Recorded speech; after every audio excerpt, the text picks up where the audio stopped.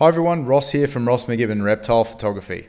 Now I'm down in Tasmania and I'm hiking the 85-kilometre overland track near Cradle Mountain.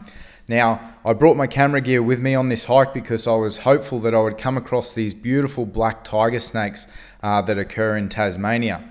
Now a lot of you will be used to seeing tiger snakes with a lot of banding, and obviously that's where they get their name from. But once you start to get at higher elevations, these tiger snakes start to lose their markings and they become a lot darker, almost completely black. Now the reason why they get darker and they lose these markings is so that they can warm up more efficiently at higher altitudes, because it's a lot colder up there in those climates, and they need to be as efficient as possible at being able to warm up in the sun. Now the next thing I'll cover is this individual's behavior. Now when we come across a snake in the wild, that we're a lot larger than them and they perceive us as predators. So they're going to respond with either fight or flight. Now flight is pretty self-explanatory, where the snake just takes off as soon as it can.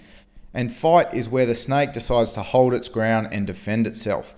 Now this individual here is giving me, I guess, a mild version of this defensive behavior or this fight response, where it's just holding its ground, it's rearing up, it's flattening out its forebody, and it's keeping a good eye on me in case it needs to defend itself. Now, as we move over to the photography side of things, I want to show you just how close I'm working with this individual. And I'm not doing this to, obviously show off or anything. This is sort of how I work with all my reptiles. I use a wide angle lens and I get as close as possible to show you all of that detail of the animal and the habitat in the background. But I like to show little clips like this just to sort of debunk some of the myths out there that all tiger snakes are aggressive and they'll chase you and they just want to attack you for no reason. And the other point that I want to make, and the other reason I have for showing you this footage, is because I want the general public to understand what we as snake enthusiasts understand. And that is that these animals have their own temperaments and their own individual personalities. So to those people that fear and misunderstand snakes in Australia, I really want to urge you to watch more videos like mine and also from other snake catchers. They're a wealth of knowledge and they really help sort of educate the public and break down that negative stigma that we've all been brought up with in Australia.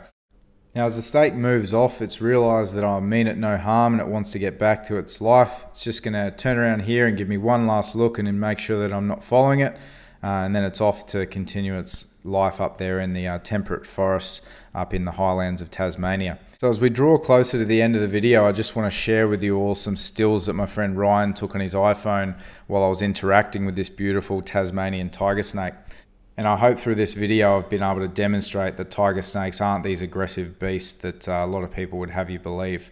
Alright, so just before I leave, I'll now share with you the results of the encounter and the photography session with this beautiful black Tasmanian tiger snake. If you'd like one of these prints, please contact me via social media or visit my website at rmrphotography.com.au. Thanks for watching and good night everyone.